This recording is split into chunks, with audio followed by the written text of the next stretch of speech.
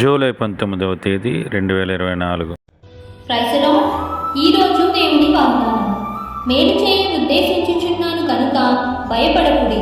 జకర్యా గ్రంథము 8వ అధ్యాయం 15వ వచనం.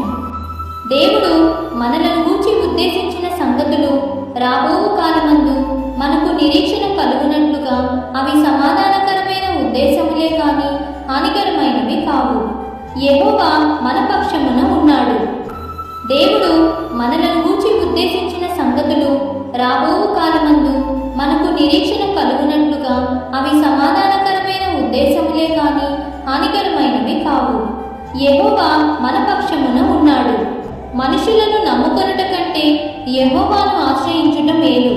కాబట్టి దేవునికి భయపడుతూ దేవుడు చేసే మేలును పొందుకోవాలని కోరుతూ ఈ దిన వాగ్దానం మీ అందరి జీవితంలో నెరవేరాలని కోరుకుంటూ దేవుని సువార్తా పరిచర్యలో మీ సహోదరి. ఆమేన్. God bless you.